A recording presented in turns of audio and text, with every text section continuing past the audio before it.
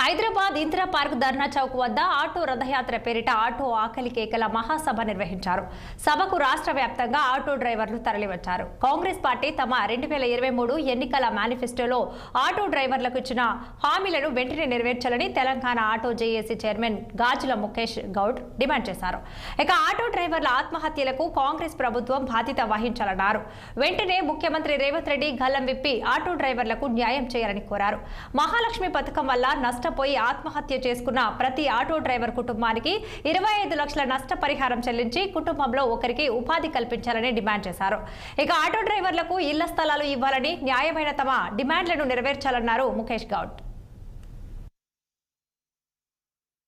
రోడ్లపై పడ్డారు.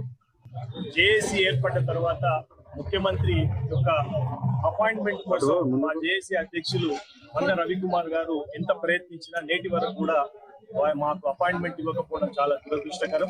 ఇప్పటికీ 2 సార్లు ఈ ధర్నా చౌక్ లోపల ధర్నా కార్యక్రమం చేయడం జరిగింది. అదేవిధంగా జేఏసీ ఆధ్వర్యం లోపల అసెంబ్లీ ముట్టడి కార్యక్రమాన్ని కూడా చేస్తే మా వాళ్ళను అక్రమంగా అన్యాయంగా అరెస్ట్ చేయడం జరిగింది.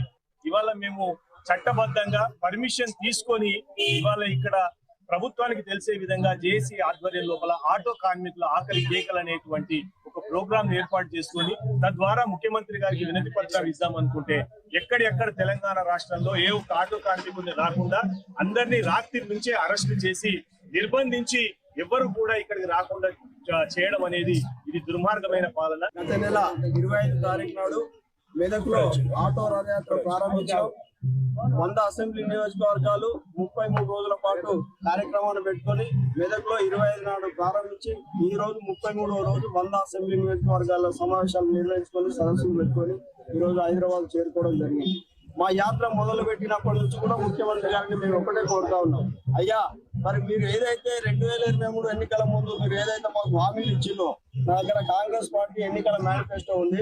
2023 కాంగ్రెస్ ఎన్నికల మేనిఫెస్టోలో మాకు స్పష్టంగా మీరు హామీలు ఇవ్వడం జరిగింది. ఏదైతే సంక్షేమ బోర్డు ఏర్పాటు చేస్తామన్నారు, ఆటో సంక్షేమ బోర్డు అన్నారు, సంవత్సరానికి 12,000 రూపాయలు అన్నారు. ఇలా అనేకమైన వాగ్దానాలు చేసి మీరు మమ్మల్ని నమ్మవలికి మీరు చెప్పిన వాగ్దానాలను మేము నమ్మి మేము అప్పటికే మార్పు మార్పు మార్పు అని అందరు కోరుతున్నారు. కృష్ణా జిల్లా పెనుమలూరులోని